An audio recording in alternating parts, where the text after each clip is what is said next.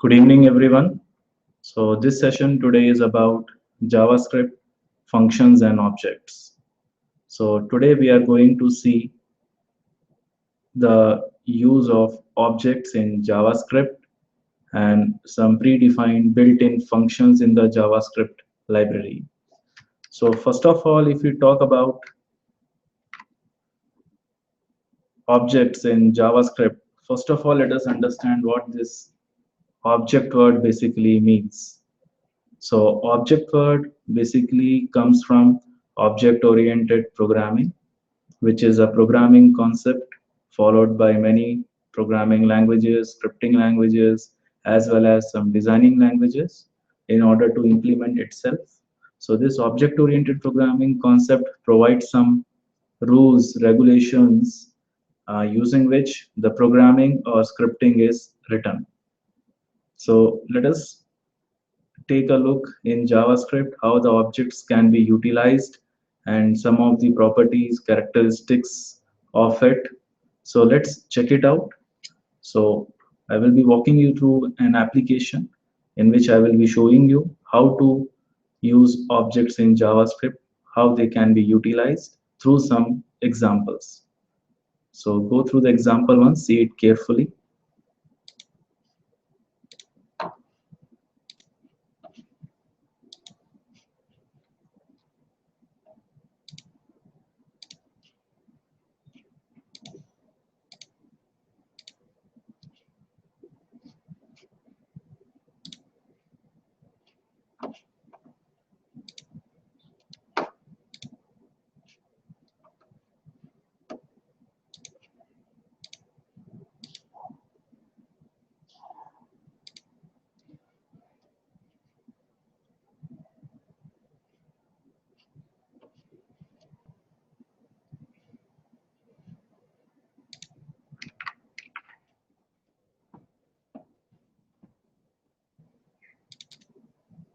So in this web application, a simple application consisting of some web pages in HTML I have created and hosted on a web server. So on each and every web page, we will be writing some scripts. Either we can write the scripts in HTML files or also we can externalize them into the JavaScript JS files. So I have used JS files. So let me show you this directory structure. Here we have one JS folder available within our application in which we have stored some JavaScript files. So with extension .js, just like the way we write JavaScript in a web page under the head tag, under it the head within the script tag, or we can embed the script tag within the body. So same way we can write down the code what we write within the script tag in this .js files. So here I am using, so no script tag is required in this particular JS file. And in order to use this JS file in particular HTML page, so this is what we have to do. We have to use script tag, and in the script tag, using the src attribute, we will be passing the path of the JavaScript file where it is located. So I'm passing in this manner JS and then a forward slash. So JS here is basically representing the folder in which JavaScript file is available and name of the JavaScript file which I want to include, the one which I have created. So name could be anything. It is basically dependent on us what name we provide. So now let's check it out how to create objects. So first of all, we can start by defining an object.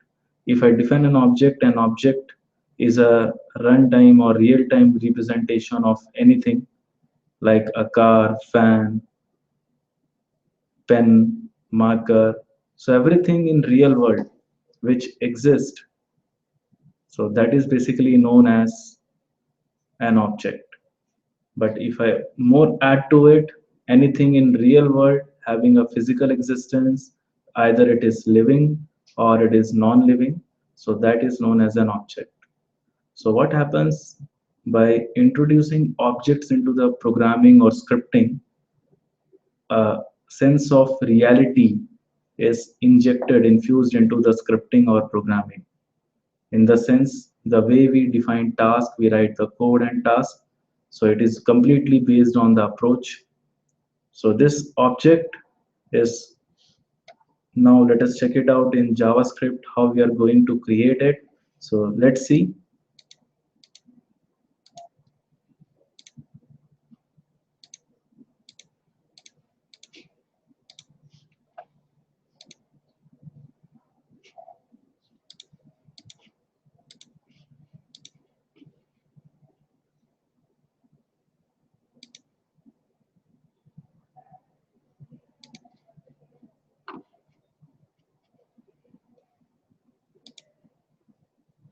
So there are three ways basically to define objects. So this is the first way, in which basically we define a variable first, and after defining the variable, using the parenthesis, we start up curly braces, we start up the body of the object. And object in JavaScript basically consists of properties and methods. What are properties? Properties are the values stored in the variables within the object, and methods are the actions or the functionality or the task to be performed. So here in this example, I have shown a simple JavaScript variable of object type. So this is one way of creating. We start with braces, and then we provide properties name in this manner in the form of key value pairs. So key basically is any logical name, a name of the variable which by which it will be created, and separated by colon its value, what value it should initially hold. So like this, we can define multiple properties in a JavaScript object like this. And after that, each and every property, that is the variable, will be separated by comma. So this is how we create an object in JavaScript. And in order to access these properties from the object, all we need to do is the variable where we have stored the object, like in our application, employee1.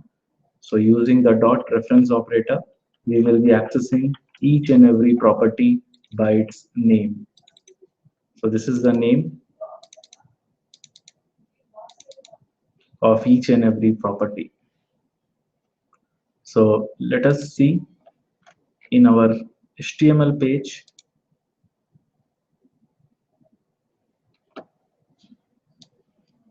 how to display this.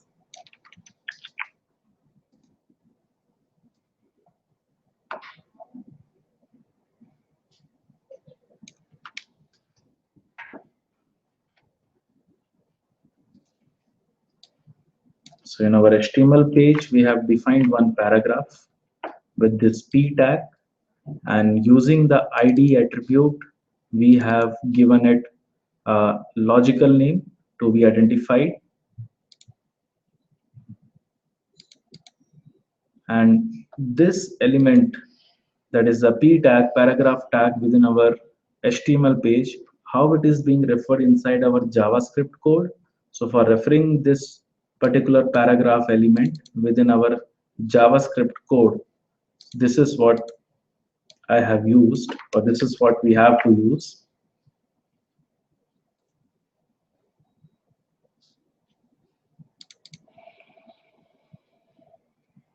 One method, get element by ID. Slow.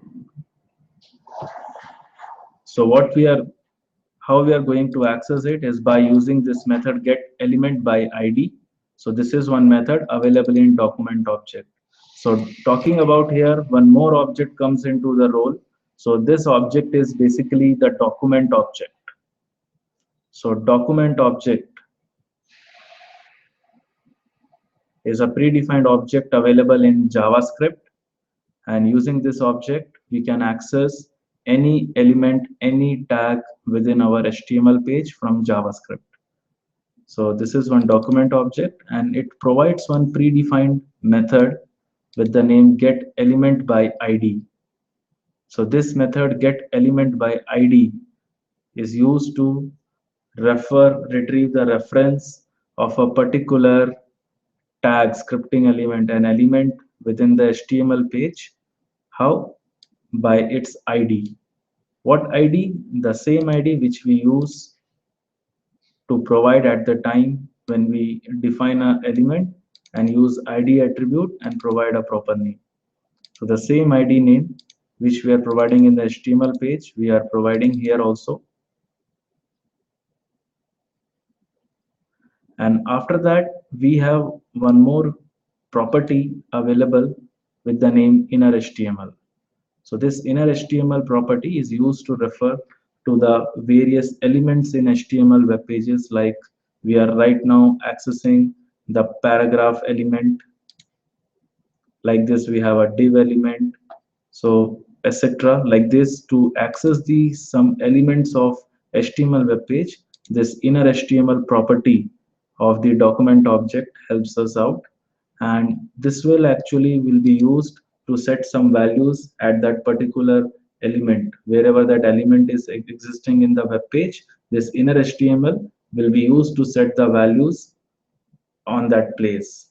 Like right now, this paragraph which I have basically defined here with the ID. So when this script executes, when this property inner HTML is called, so it will set the values at this particular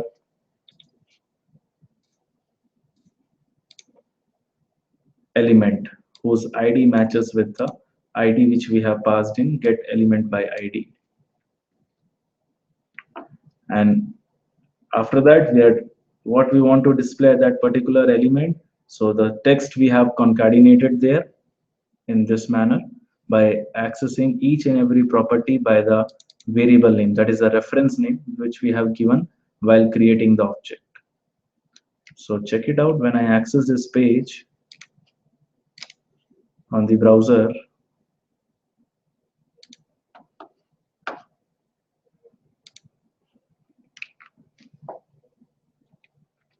so this is what you get to see.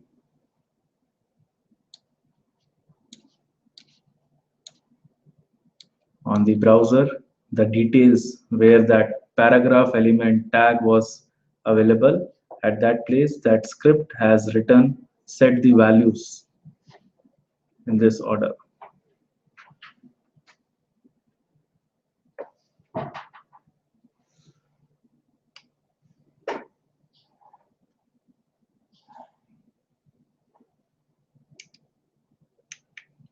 Already it was on.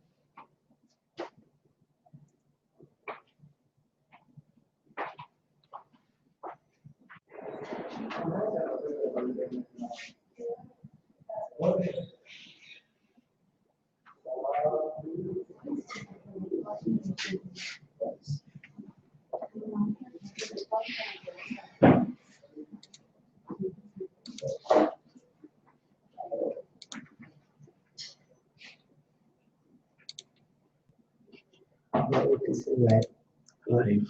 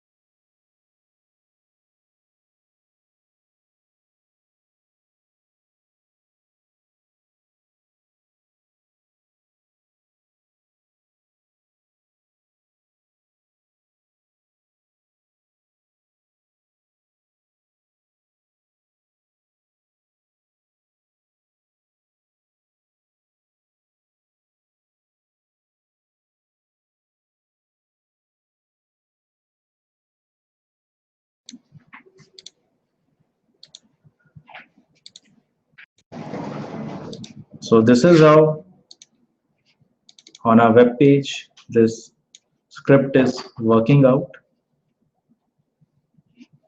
So this is one way of creating an object. Apart from that, there is one more way, that is the second way of defining an object in JavaScript. So this is the second way of defining an object by calling one predefined constructor of object. So in this line, using the new keyword, we are going to call the constructor of object, which is a predefined object available. And after this, to define properties, this is what we do, that using that reference name representing the object, we define properties in this manner. Whatever name we want to provide, we just provide using the dot operator and assign them some initial values. And again, same, in order to access these properties, this is what we have to do. We have to refer using the reference variable each and every property.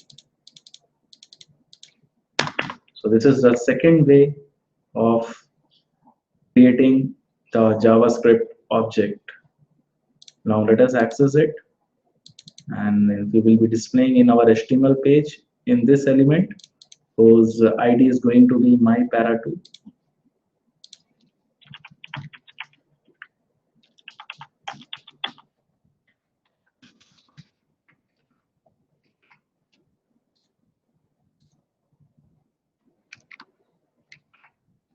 That is this one.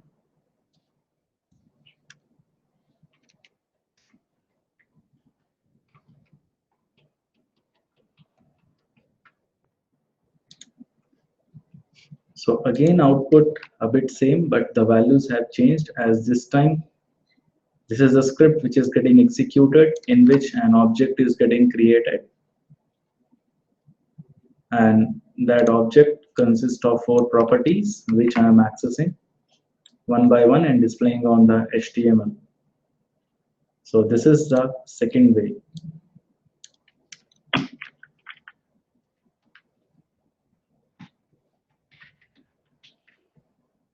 Let's check out the last way, the third way of defining an object by using the function keyword.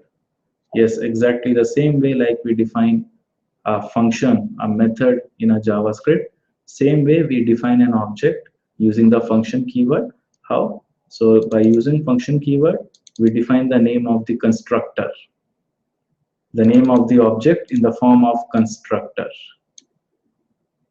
So this is the constructor name for the object employee. So constructors are always with the same name of the class. This is one rule. And as a parameter, we are passing some variables. And these constructor, when this constructor executes, so where exactly these values which are passed as parameters are going to get stored? So these are going to get stored in these variables, which are the global variables. In a JavaScript, it will be as global variables defined. And how I'm saying that they will be global variables, because I'm using this keyword which represents object, the current JSP, the current HTML page where the script code is getting executed. So that is basically this object will be representing to. So in the current script, in the current HTML page, these properties will be created, and once the constructor executes, so the values which come into the parameters will be passed within this particular global variables.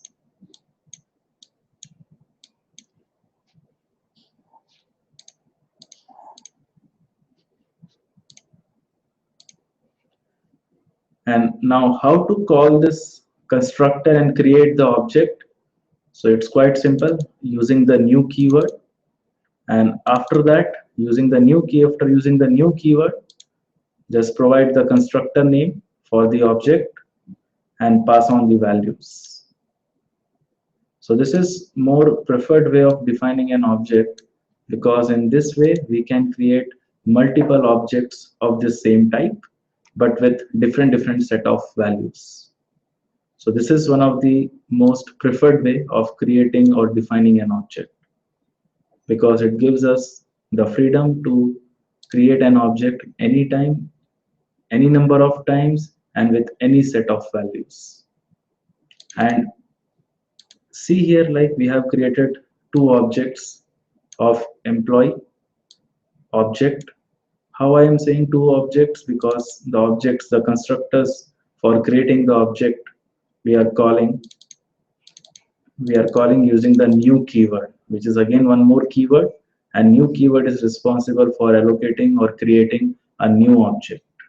So whenever I use the new keyword, a new object will be created. And now within this constructor, when I pass the values, so check out the body of the constructor. These values will be stored in the global variables of the script. So that's it. When I created these two variables, references, which stores the object of employee type. So again, I'm accessing the HTML page, and within HTML, I'm accessing one element whose ID is mypara3, and displaying the employee ID there for this employee 3. First name, last name, salary, the properties I'm accessing, which we defined here in the constructor as global.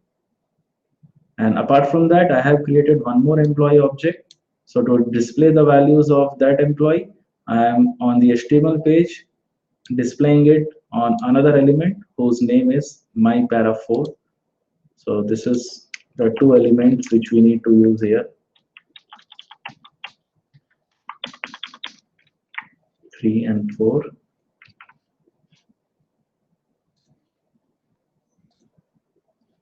So you can check it out. Both the values of the employees are getting displayed.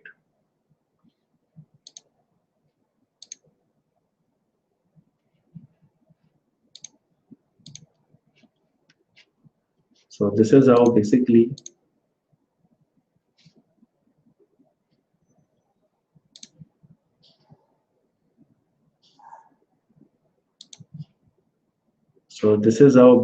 this three ways of creating object comes into picture.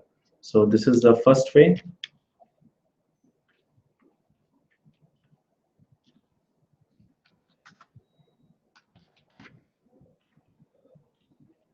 of creating the object without using any new keyword or calling the constructor, defining a constructor.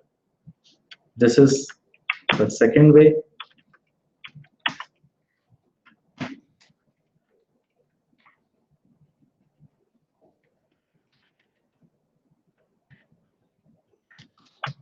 In which we use predefined object class and object constructor and define a new object using the new keyword, call the constructor of the object, and then define properties at the same time and initialize them with values. And the third way and last way,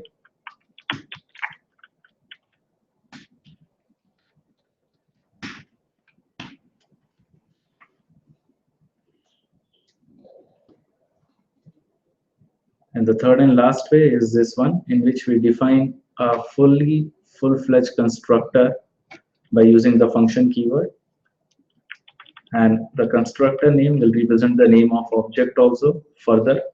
So any logical name we can choose, and if we require parameters, we can pass parameters. There's some logical names which will be placeholder as variables, and within that constructor we can define for the script some global variables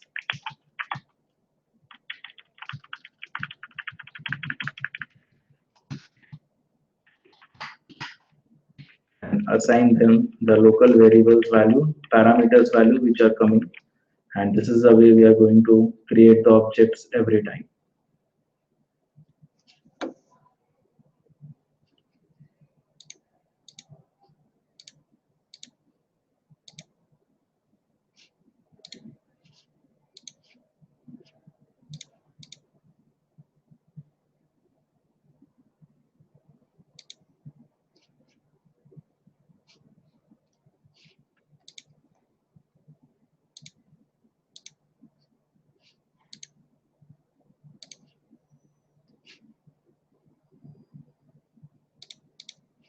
So this is about object, and let us also focus on some more predefined functions available, predefined objects available within the JavaScript library, especially related to mathematical operations and related to date and time operations. So let me show you some mathematical based predefined functions.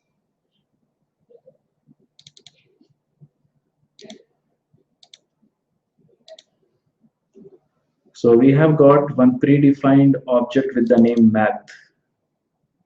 And the thing about this object is that we don't have to create it, or we can't create it.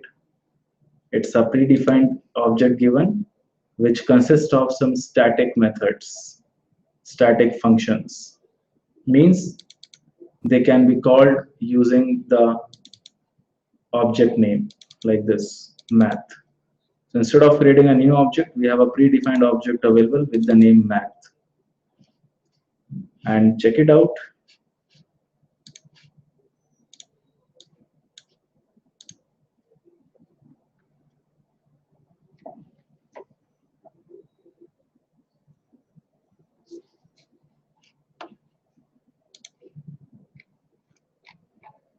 So I have called some predefined functions like min. So min function accepts as a parameters some values, and as you can see, I am storing the value which is getting returned in a variable on the left hand side. So this min method will return a value which I am going to store here and utilize as per my requirement. So right now I am just displaying that value which is getting returned by this min method. So this min method will actually, from the set of values, will return only one value, which is the minimum of all, or the least number within the numbers, or the minimum number in the list of numbers. So that minimum number will be returned. And if you pass numbers which include some positive numbers as well as negative numbers, so here the result will be something like this. So for the first one, when we first time call the main method, in that the values, the lowest one is 11. And in the second case, when we are calling the min method,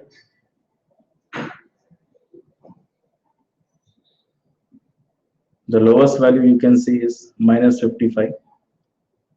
And similarly, we have one another function max, which returns the maximum number from the list of numbers. If you pass positive numbers, within that the maximum number which is available, that will be returned. Or if you pass a list of negative numbers, so within the negative number, the maximum will be returned. So this is one predefined function. Some predefined functions min and max for mathematical purpose. And let us explore one more method. So that is round. So round function, round method. So this method is used to round off to the nearest integer. Nearest integer. So check it out.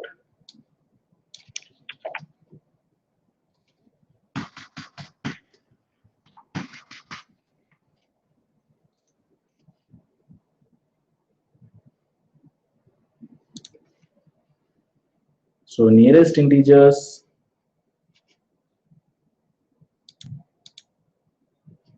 so this is what I have called. In round method, I have passed some parameters.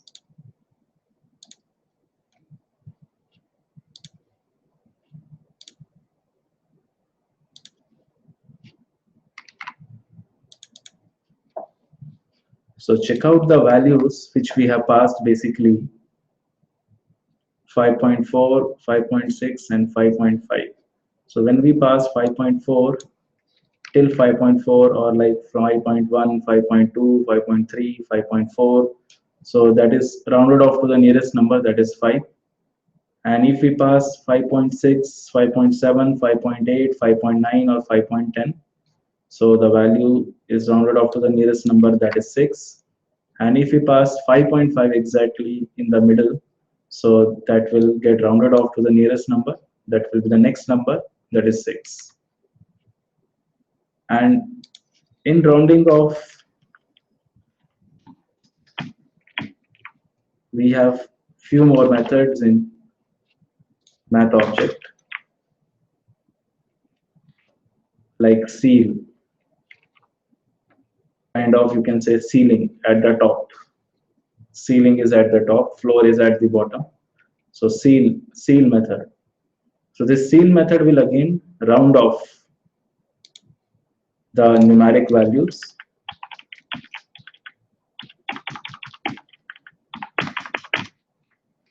Let me show you. So the value set which I'm using, 5.5, 5.4, 5.6, means from 5.0 to 5.9. Whatever values I pass in the seal, it will be rounded off to the upper integer value.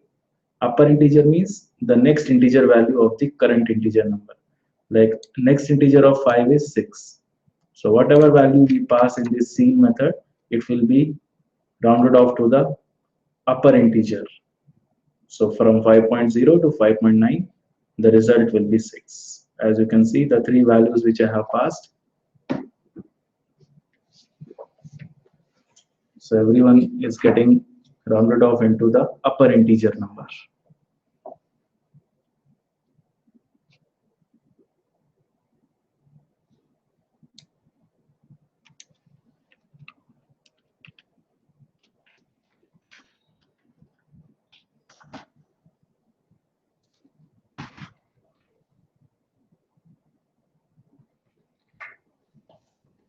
Now the next function in this math object is floor, which is used for rounding off, but the rounding off which is done by floor function is rounding the number to the nearest integer just downwards.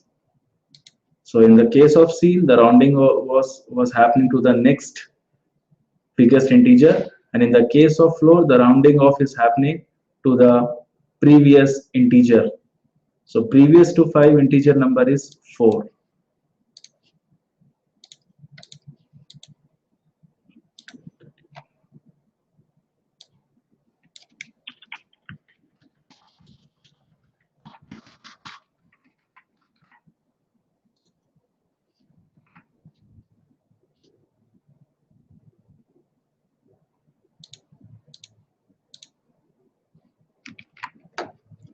So I'm sorry, not 4. The lowest number after 5 means 5.0, 5.1, 2, 3. The nearest lowest number will be 5.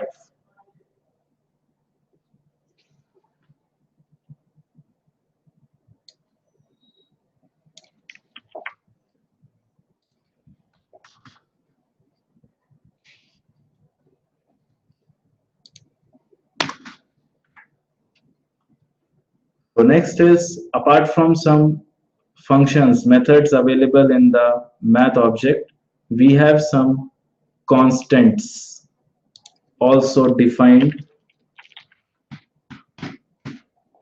in the math object. Constant means some properties whose values are fixed. So constants are properties whose values are fixed. They cannot be modified. They cannot be changed. So these are some constants. E, pi, that is pi, square root of 2, square root of, so 1:2,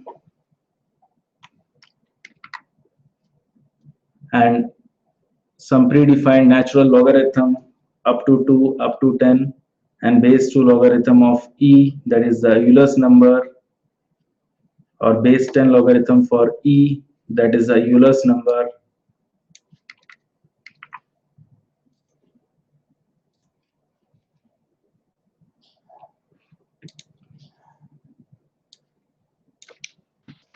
So check out the values.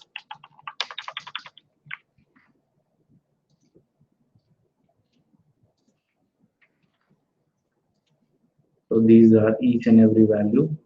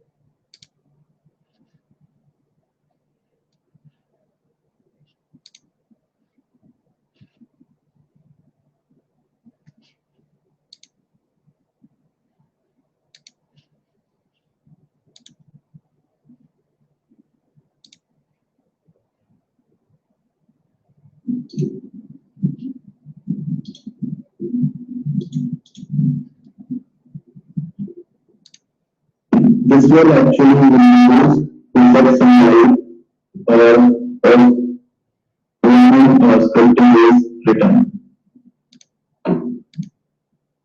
So we can write down the code that will methods. What are properties?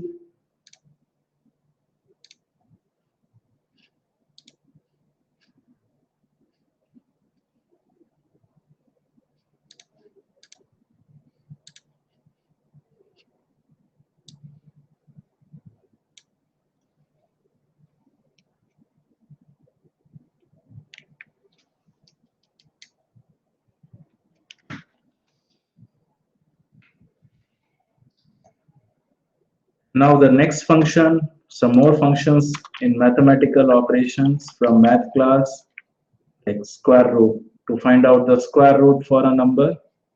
So this is one predefined functions. SQRT stands for square root, and we just pass a numeric number in that and check it out the square root values.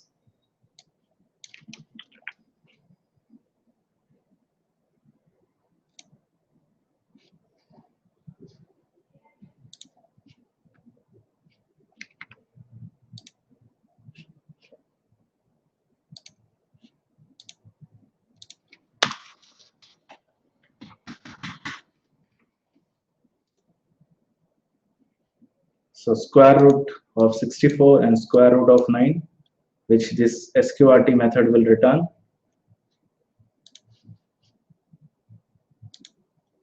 So square root for 64 is 8 and square root for 9 is 3. So this is what square root function will do. It will return the square root for a number. And now if you want to have a value which is, or if you want to find out the value which is the power of another value, or if you want to raise a value to a particular power and then generate a result. So we have this power function, power method available, in which first parameter is the value and the second parameter is how much to the power you want to raise. So 4 value will be raised to the power of 3. And if you pass a negative number, -4 to the raised to the power of 3. So check it out.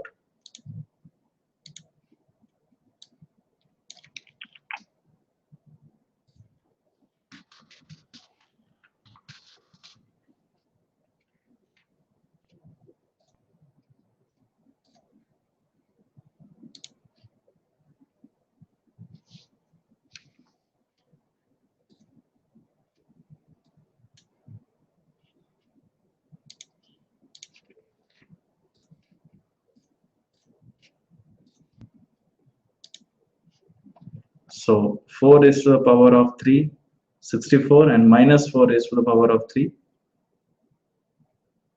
that is minus 64. So it will be calculated as 4 is to the power of 3, 4 into 4 into 4, minus 4 into minus 4 into minus 4.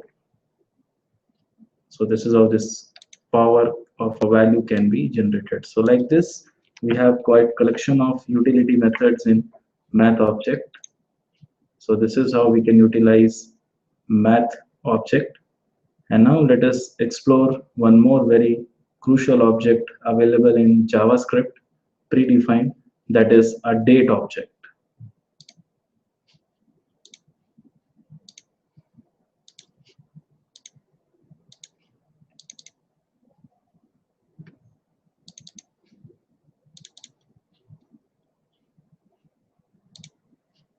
So we have one predefined object with the name date, which you need to create whenever you want to use, not unlike math object, which is already created by default. We just need to access it.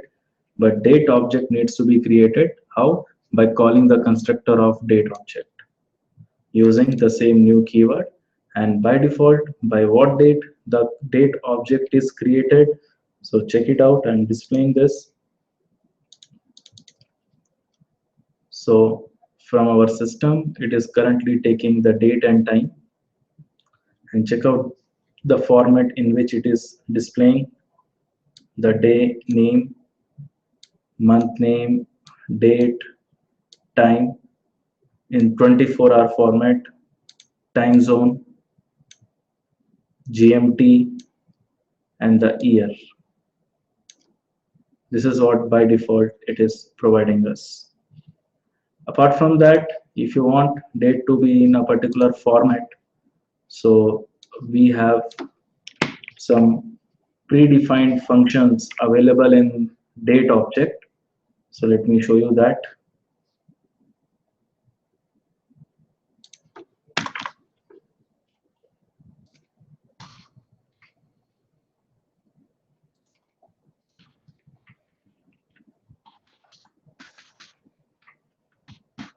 So in date object, we have one predefined method with the name toString. And what exactly this returns? So see what it prints.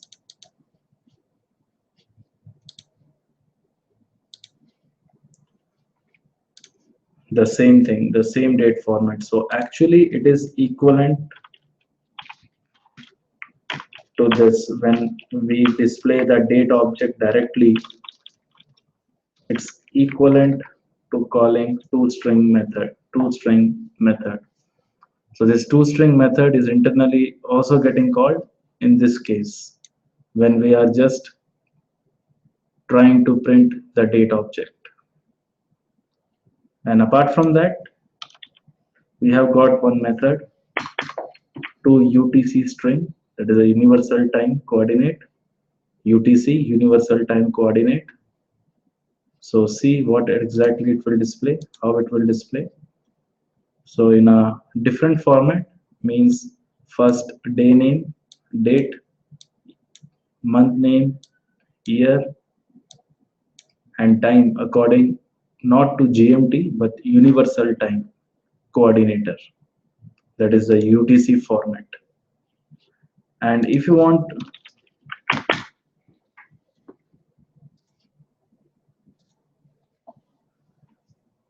in a complete date format only, so we have got this method in date object to date string. So it displays the current date like this: day name, month name, date, and the year only. So these are some methods, and baki, and apart from it, there are some other ways also for creating a date. Like in date class, we have got actually some constructors, exactly 4 constructors. One is the blank one, and one is in which we pass string, which accepts a date format. And this date format, see the way I have passed. But when I display the date, it will again standardly display like we display using toString method. So November 13th is the day, 2015 year, GMT 5:30 UTC, and by default the time is set to 12:00. So we have one more date string which we can pass in date constructor, in which we can also mention the time in the format of hours, minutes, and seconds.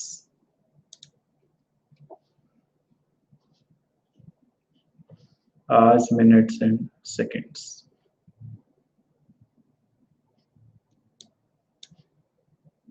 And it uses 24-hour clock. So if I want to set night 11 o'clock, currently it's morning 11 o'clock. So I will be using 24-hour format for representing the hour value. That is will be from 0 to 23. So this is second way of creating a date object by calling a constructor and passing a date string. And the third way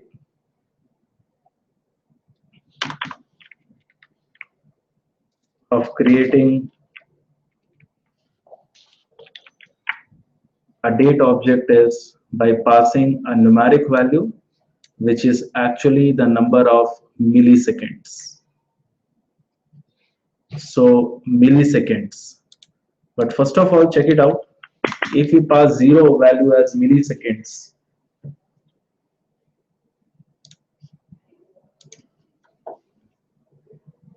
so this date object will return you the date which is used, which is by default set in the date object. So the date object is by default set to this date, January 1, 1970. So if you pass 0 value as milliseconds, so it will return you that first date time when the date object is created. And in one day we have this much number of milliseconds. Almost it comes to 8,64 lakhs milliseconds. So after January 1, exact 24 hours, that is one day, that number of milliseconds we have passed. So that's why you will see the time, the date as January 2. And as I said, the by default date is set on January 1, 1970. So I'm passing 1000 milliseconds, that is 1 second from 5:30. So it will be 5:30 and 1 second. And if I pass 60,000 milliseconds, so that is exactly 1 minute.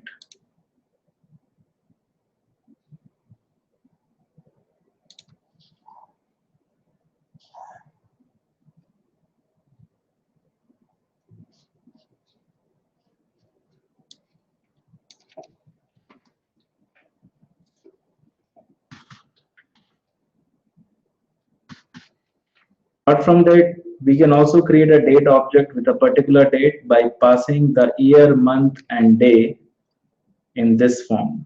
Numeric form, year, month, and day.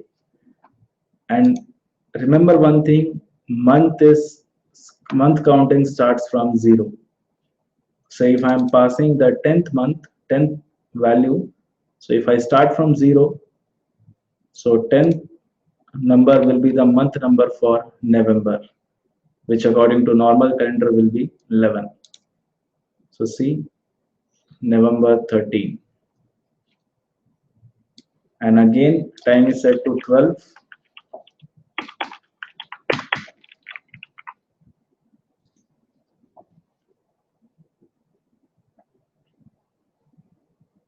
So we have got this date object, one more, passing hours, minutes, and seconds as well.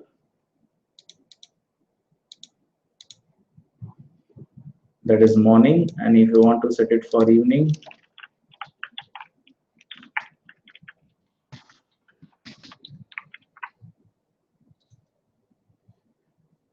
So same in 24-hour format, the R value will be passed.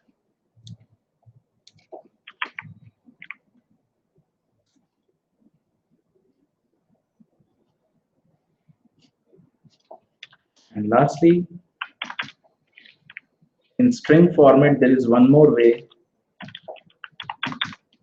of passing the date. This is also known as a short date format. What we passed earlier was a long date format. This is short date format.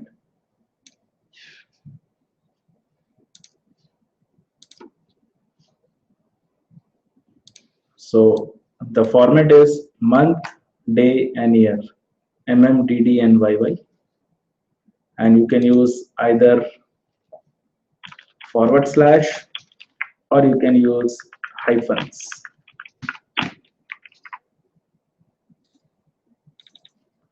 So both are valid. And another format which can be used is year, month, and day.